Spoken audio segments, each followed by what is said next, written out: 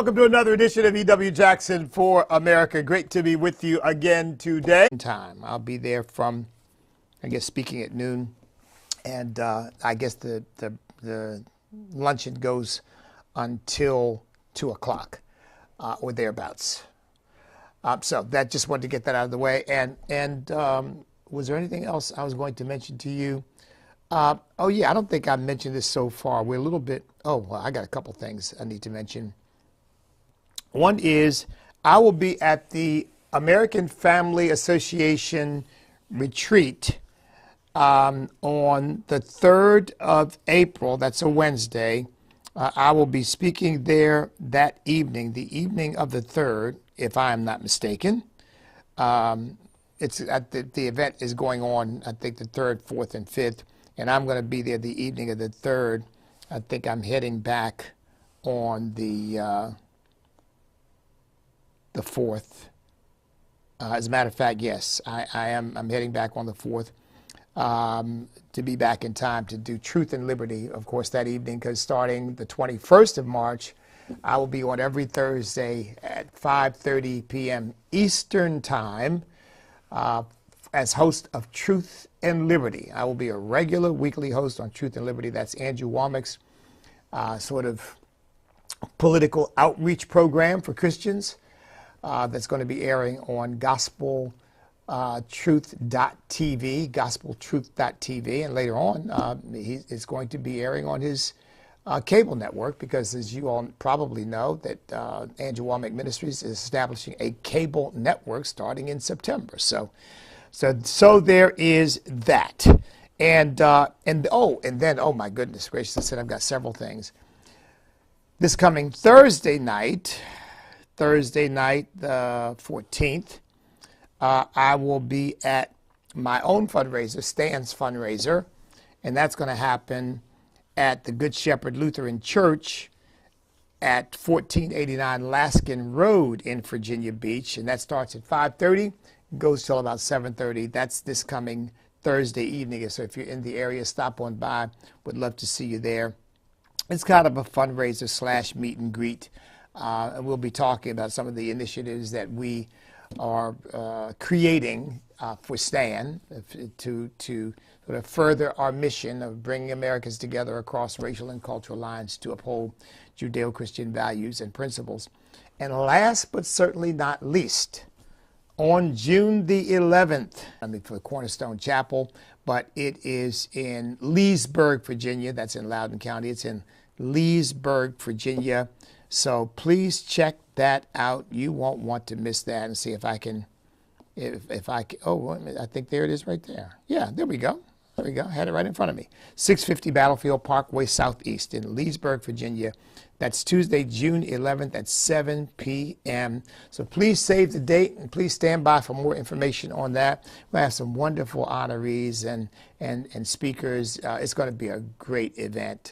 It's our top fundraiser of the year, our major fundraiser of the year, and we need your support. So come on out and be a part of that. It's going to be at Cornerstone Chapel, 650 Battlefield Parkway Southeast in Leesburg, Virginia, on Tuesday, June the 11th. So we'll have more information about hotels for people coming in out of town and all of that. We'll take care of all of that. Okay, having gotten all of that out of the way, I guess I should say congratulations, although I've been saying it all along. The primary was over, to President Trump. He is, the RNC has now officially acknowledged him as the nominee for the Republican Party, which we knew was going to happen, barring unforeseen difficulties. And by the way, folks, just so everybody knows, I'm not crazy. I knew that going in. When I declared for president, I knew going in that barring some unforeseen development that I could not fathom, Donald Trump was going to be the nominee. I wasn't running because I thought that somehow I was positioned to overtake Donald Trump and take the nomination from him. I was not running for that reason. Now, could I hope? Sure. God could move, lightning could strike, but I was running because I really wanted to be a part of the debate and to call the nation back to God. That's the reason why I ran. But I told people going in when they would say, but you're a long shot. I said, but everybody's a long shot except Donald Trump. Everybody. That even included Rick DeSantis, who had 100 million to spend. And it got him nowhere. So, but I understood that going in. I told people I'm not delusional. I mean, I've been involved in politics long enough to read the tea leaves. I mean, I knew what the likely outcome was going to be. And so I wasn't running therefore against Donald Trump or running because I didn't like Donald Trump or couldn't support Donald Trump. I am supporting Donald Trump wholeheartedly to be the next president of the United States. And I pray that that's the outcome, because we can't stand another 4 years of the destructive, corrupt forces of the Democrat Party and their titular head, Joe Biden, titular because he's not really the head. I don't know who's George Soros, Barack Obama, the World Economic Forum. I don't know who's really running this show over there, but it's not Joe Biden because he doesn't know which way is up. It's sad. I feel sorry for the man in that sense. I don't want him to be president of the United States, but I don't have any ill will toward him personally. I just wish he'd retire. Just leave, resign. But then again, we'd get Kamala Harris and Comrade Kamala. You know, as they say, better the devil you know than the devil you don't. But at any rate, I don't think he's going anywhere. The only way Joe Biden is not, you know, a lot of people said they're going to shoot somebody else in there at the last minute. I've never bought that. I believe that Joe Biden's going to be the nominee. Joe Biden's going to be the nominee, that he's going to be the person they run. And here's the very basic reason why I believe that. The people around him do not care that the man is cognitively disadvantaged or diminished. They do not care about his age. They do not care about his health. They care about him being the front man for power. And as long as he can do that, they're happy to prop him up and keep him there. I mean, they'll walk him like a poster board to Air Force One or to Marine One or wherever they need to get him to go where he needs to go, and they'll prop him up and put, you know, sticks behind him. I mean, they don't care. As long as they get to exercise power through him. That's all that matters. And so I've never thought that they were going to somehow slip somebody else in, you know, and I know people said Joe Biden will not be the nominee, but I never bought that. I just never bought it. Because again, it's not about having someone effective in the office. It's about having power over the office. Joe Biden provides that, and that's all they care about. They meaning all of the real powers behind him, the puppets, the puppeteers behind the puppet.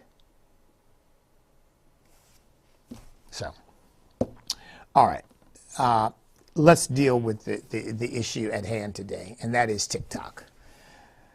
If you haven't called your congressman yet, you should call your congressman and tell them that they should vote. Of course, it looks like it's going to be overwhelming, but if you think there's any question in terms of where your congressman or congresswoman stands, you should let them know they should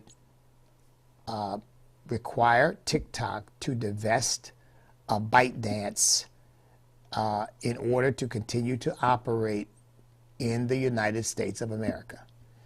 Now, you've got people like Rand Paul and others running around talking about this is banning TikTok. That's not the proposal, folks. You know, it galls me when these people use this language that is intended to, frankly, frighten everyone or make everybody believe, oh, we're headed down the road towards censorship and banning. That's not the proposal. What the law requires is that they divest themselves of ByteDance, which is owned and controlled by the Chinese Communist Party. Now, folks, and the law also says it gives the president, I guess, certain authority to deal with any incursions by any adversarial nations. And I think those include Iran, North Korea, Communist China, there's one, oh, and Russia. Those four nations considered to be adversarial nations. So that is perfectly reasonable. It's perfectly rational. It's not an effort. I mean, because Right, you could go off the rails and start saying, well, you know, we don't want the NBA to be able to say anything because the NBA is basically wholly owned by the Communist Chinese Party too. Well, I don't know about wholly owned, but they're certainly profoundly influenced by them because they're making a lot of money with them. Well, you can't silence Americans because you don't like what they're doing, even when what they're doing is traitorous. And it is, in my view, traitorous. As far as I'm concerned, LeBron James is a traitor. As far as I'm concerned, the NBA leaders who are busy going to bed with communist China are traitors. They are harlots who would sell their souls and sell this country out for 30 pieces of silver. But they're Americans, and they have First Amendment liberties, and I would never support curtailing those First Amendment liberties. What we do is point out to our fellow countrymen what they are doing so that everybody understands that we are being backstabbed by people who could care less about us or the fate of our country. All they care about is enriching themselves. All they care about is the money they put into their own pockets. Now, TikTok, because the Communist Chinese Party is mining all the data that TikTok gathers, all of it.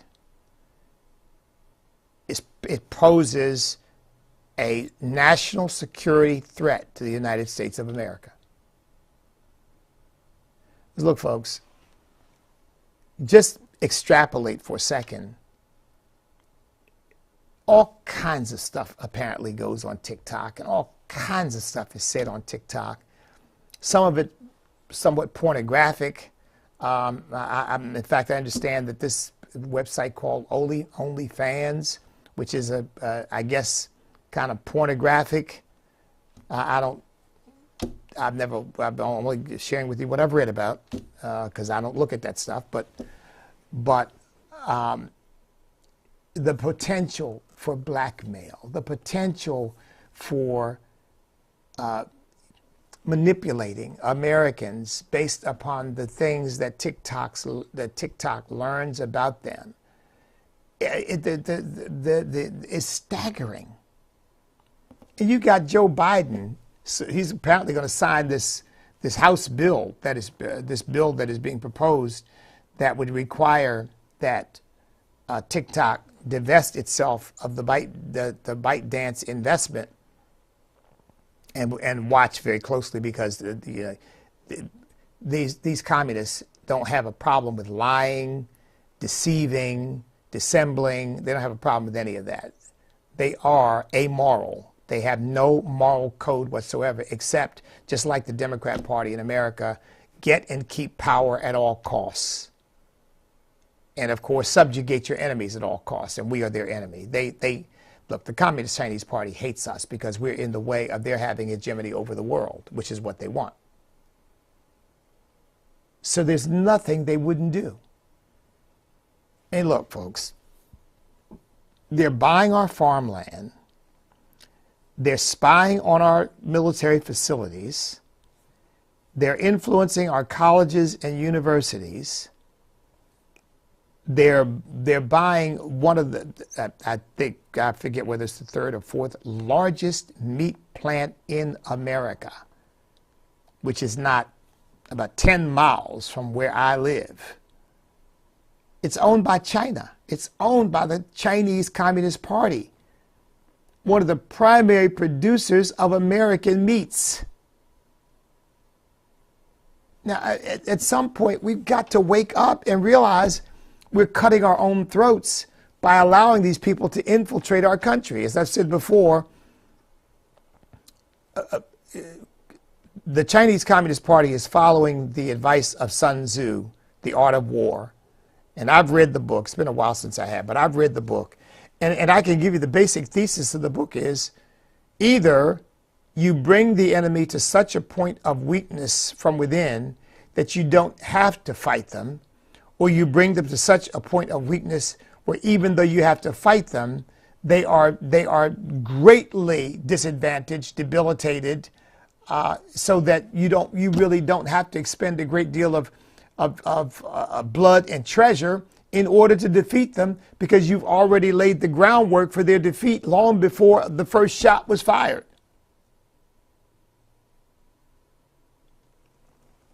I've read several books about China's attitude, the attitude of their military, the attitude of their political leaders toward us.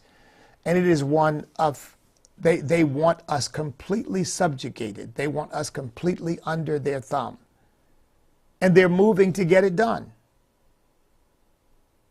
I say, I don't know what's going to happen 20, 30 years from now when Chinese nationals who are American citizens end up in our country in positions of prominence and power, who were born in America to a pregnant Chinese mother, taken back to China, trained and developed in China, and then sent back here because they're American citizens. They've got all the rights and privileges of an American citizen just by virtue of the fact that they were born here, even though they didn't have an American father and they didn't have an American mother. You all know that when I was running, I said that one of the things I proposed is a constitutional amendment that makes clear that no child born in America who does not have either a biological father or mother who is an American citizen, it becomes an American citizen. So if you are born here and neither your mother nor your father are American citizens, you are not an American citizen. You're just a visitor. And after you're born, you go back home to wherever they brought you from. And you don't ever become an American citizen. That's the way it ought to be. Because citizenship rights under the 14th Amendment were intended to give former slaves clarity about their status in the United States of America and nothing more. And of course now it's been stretched and distorted and messed up, and now we've got this whole anchor baby syndrome where people know you get to our country, you drop a baby, the baby becomes your anchor, the baby becomes your way in. Oh, well, I'm here taking care of an American citizen. Who? This baby. Well, how's the baby an American citizen? Born here a week ago. Well, are you a citizen father? No. Are you a citizen mother? No. But our child is. I mean, it's insane.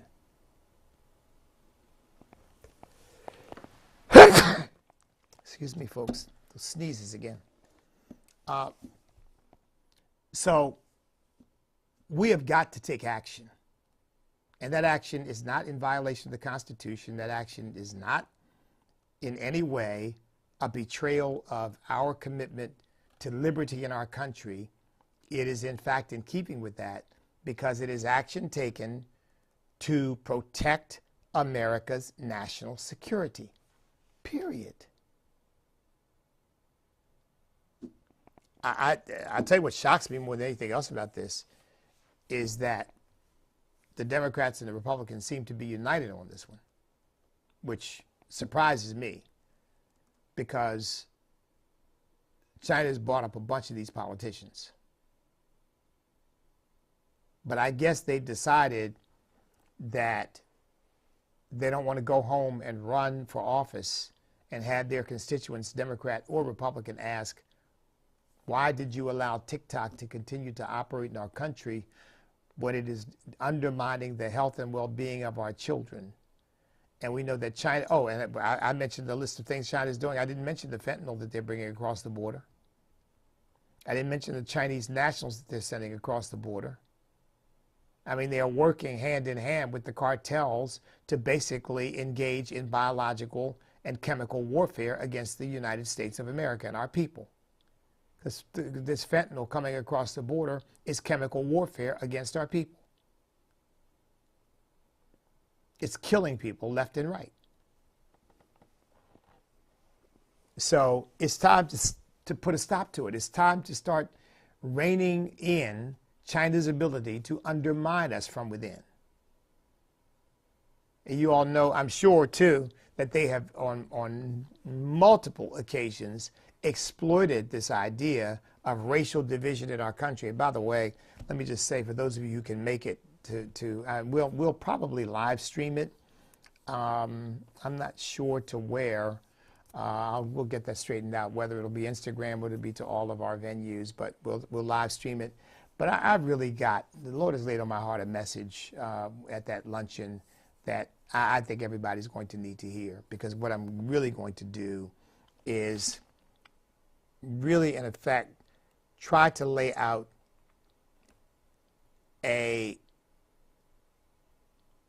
what should I call it? A unified understanding of what's going on in our country right now. Maybe I'll put it that way. To basically lay out a systematic analysis of what is happening in the United States of America. We got all these issues. Some of them seem unrelated.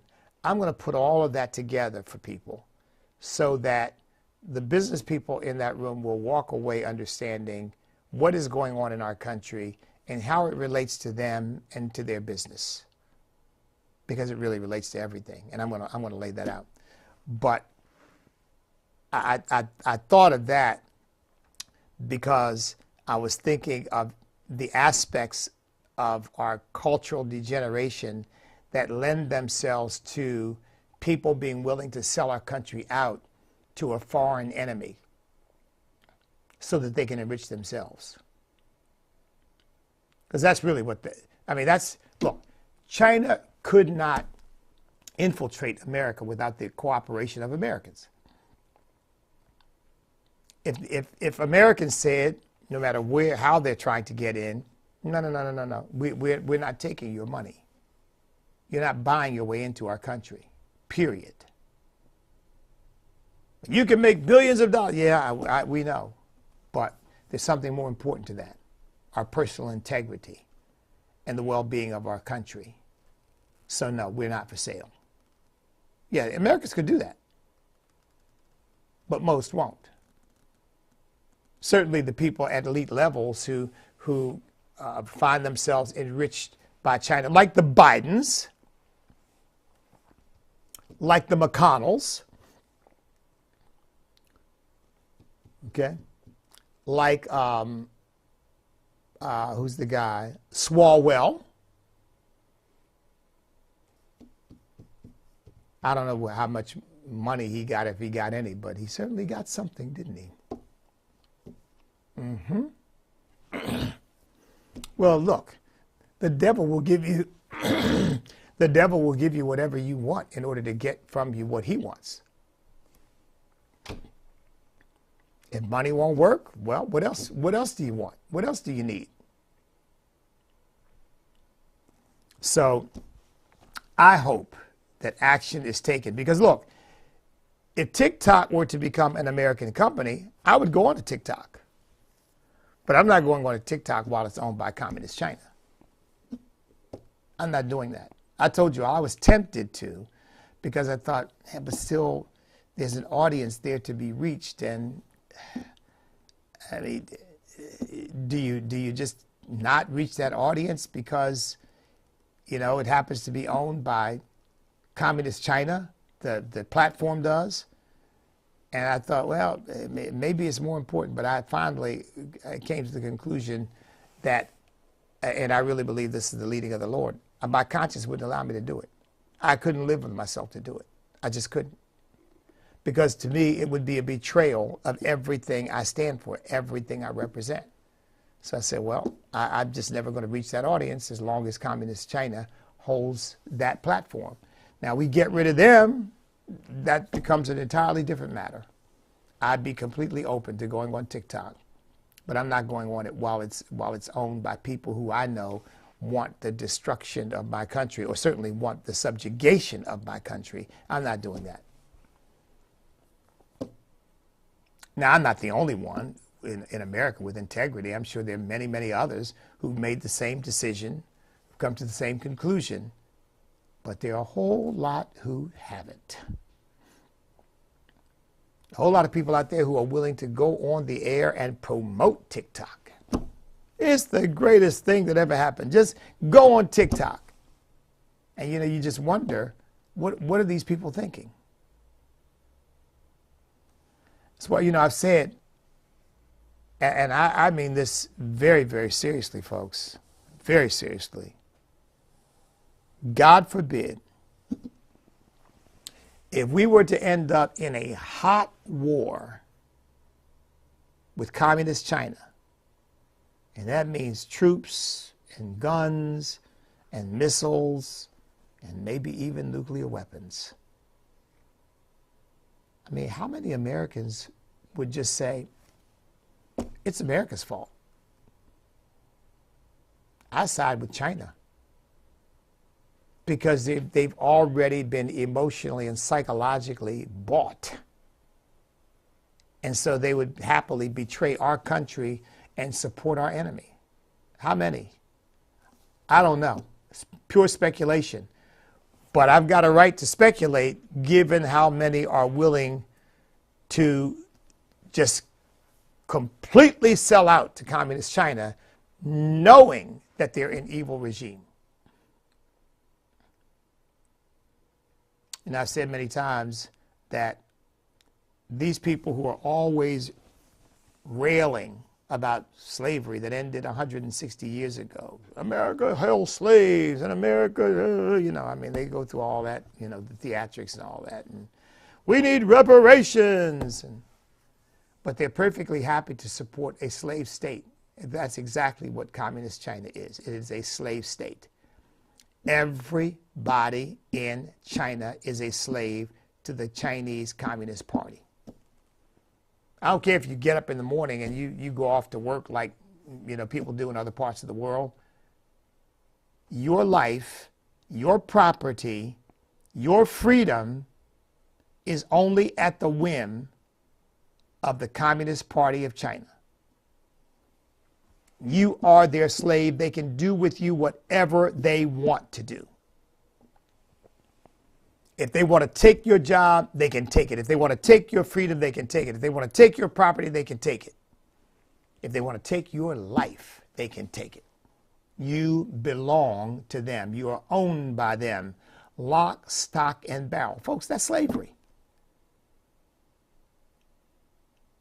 It doesn't look like the slavery of the antebellum South in America, or the slavery of the West Indies, or the slavery of South America in the 19th century, 17th and the 18th and 19th centuries. No, it doesn't look like that. But it's still slavery. And you got idiots like LeBron James who denounce America and support communist China. And anybody who criticizes communist China, he says, well, that's just because you're ignorant. You don't understand. Oh, man. Oh, boy.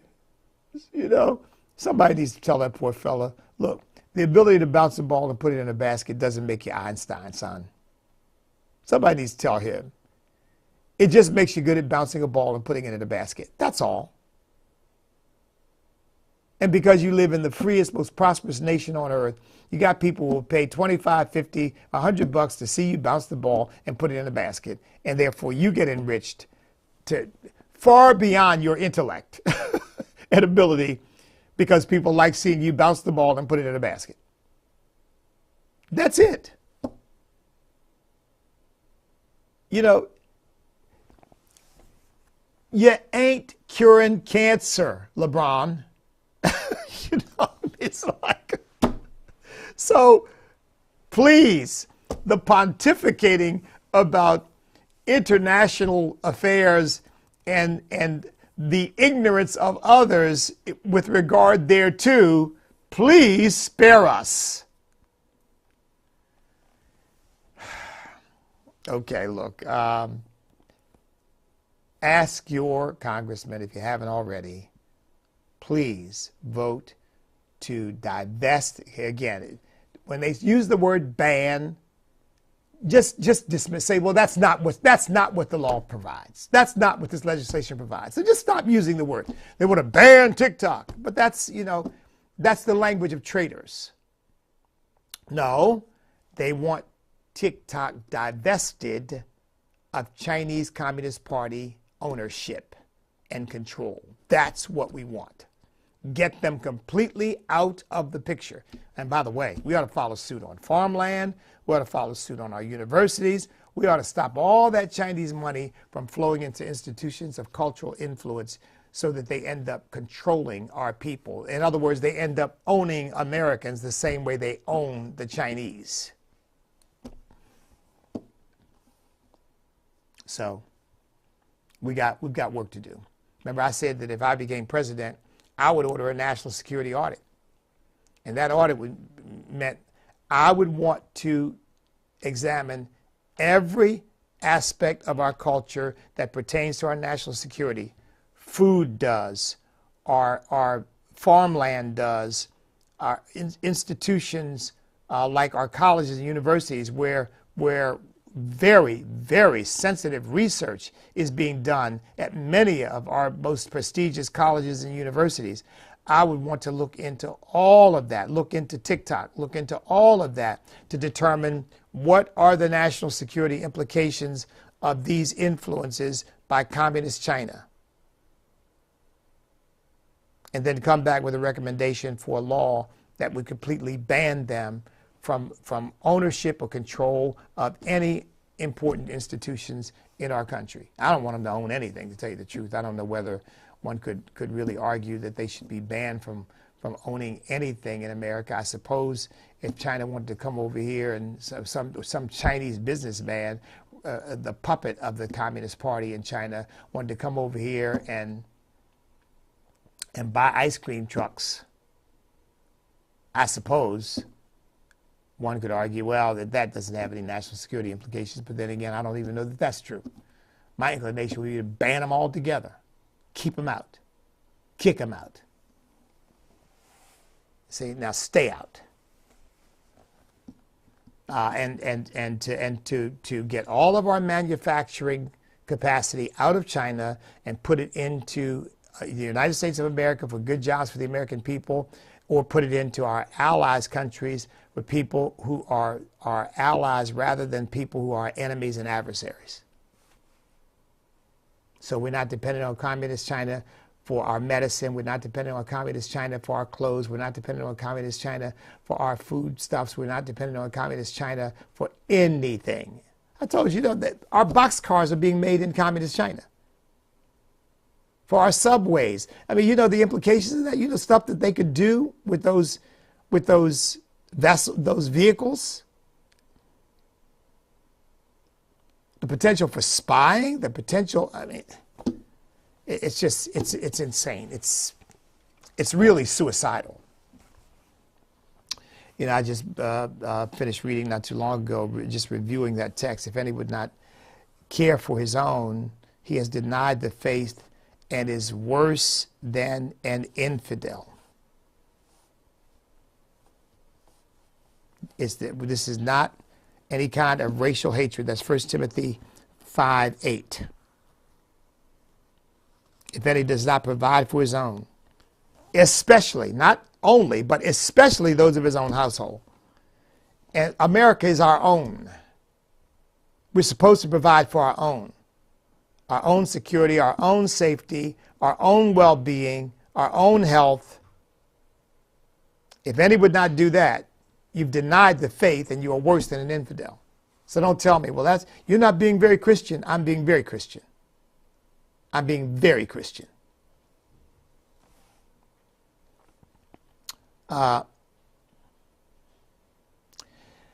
Let me add one other thing, since we've been really talking in a sense about foreign policy here. Let me add this.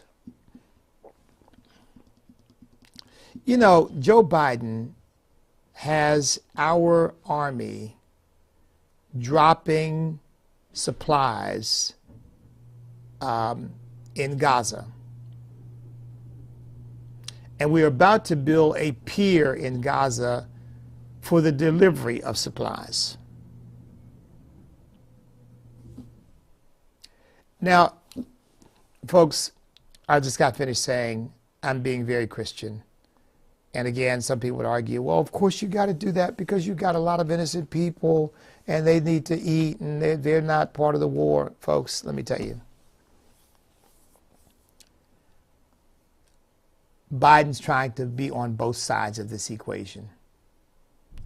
Because the reality is they've got allies like Iran, Russia, probably, again, the Communist Party of China, who are only too happy to supply them with whatever they need. Why in the world are we dropping supplies in Gaza, empowering Hamas to prolong the war? And make no mistake about it, folks, the more we supply those needs, the more the longer the war continues, because we're helping to strengthen them, and we're giving them the resources they need to maintain the fighting. Now, they're going to probably get those resources anyway, but why in the world are they getting them from us when we're supposed to be supporting Israel? Because look, and again, this may come across as harsh or over the top, but I'm absolutely convinced of it. And I believe I could, if I had the time, I don't have the time, I could marshal the evidence for it. I believe that the Democrat Party is an anti-Semitic party. Remember, the Democrat Party I've talked about, it still maintains the same spirit, that the Democrat Party is the party that gave us the Ku Klux Klan. Right? The Ku Klux Klan is the creation of the Democrat Party. The Ku Klux Klan was established to enforce the Democrat Party's rules against black people voting. Well, the Democrat Party, what was the Klan? Coons, kites, and Catholics. Black people, Jews, and Catholics that they were opposed to. The spirit of the Democrat Party has not changed. They're still an anti-Semitic party. I said Barack Obama was a closet anti-Semite. I wrote an article about that. I found that about 10 years ago, in which I put that out there and explained the reasons why. In fact, I think it was published.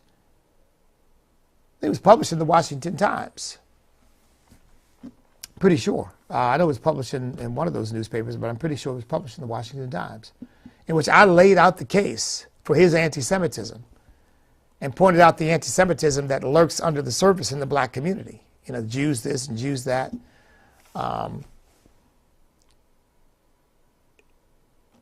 The Democrat Party is still anti-Semitic. And push come to shove, they'd rather side with those who want to drive the Jews into the sea than side with the Jewish people.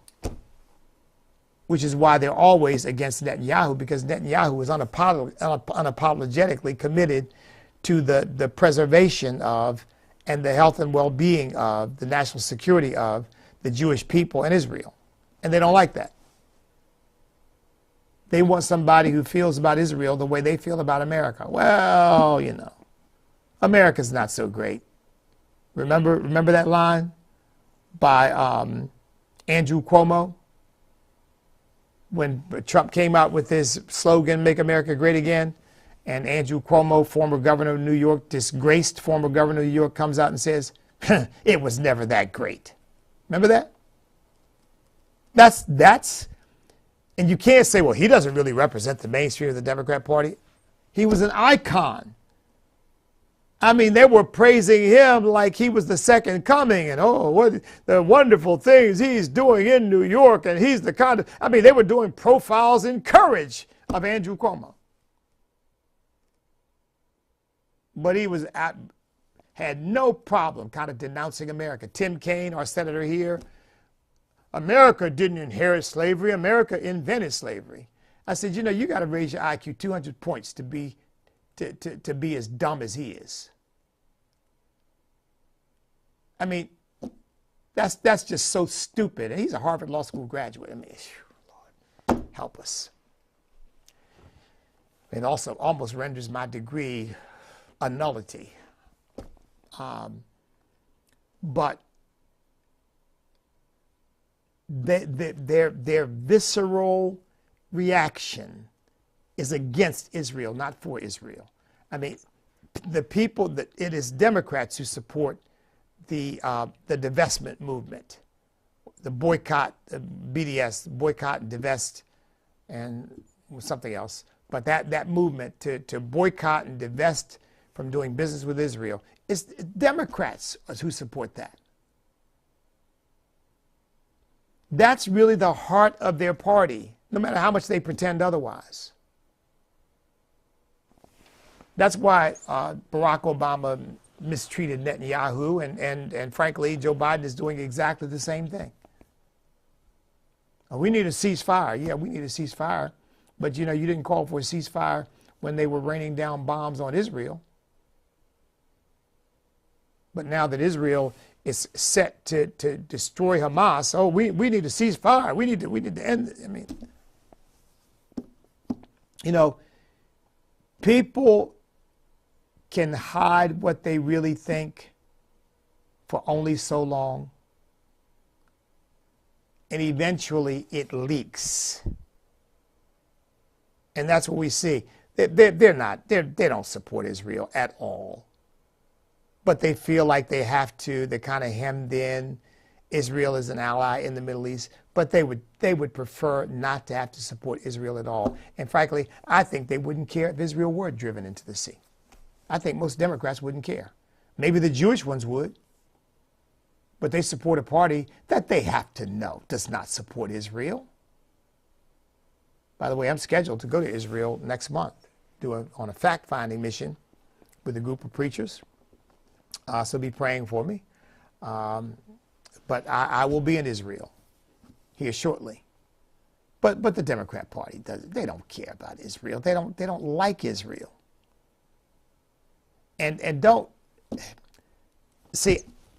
If you ask me to explain that, I could give you sociological and political reasons, but I think that the bottom line reason is spiritual, because the Democrat Party has become the anti-God party, and just on a spiritual level, anything that God blesses, anything that God sanctions, anything that God wants, anything that God loves, they hate. And the children of Israel are God's. The resurrected modern nation of Israel that's God's engineering. And the Jewish people belong to God. They are covenant people of Almighty God, even though many of them don't know it right now. They've kind of forgotten it, kind of gotten away from that. But it's still true. And in fact, God said in his word, although you break covenant with me, I will not break covenant with you. So that's really the bottom line of what is driving them. They are God haters. I just read that in my sermon that I preached at Cornerstone out of Romans chapter 1. Haters of God. That's what the Democrat Party represents now. They are haters of God.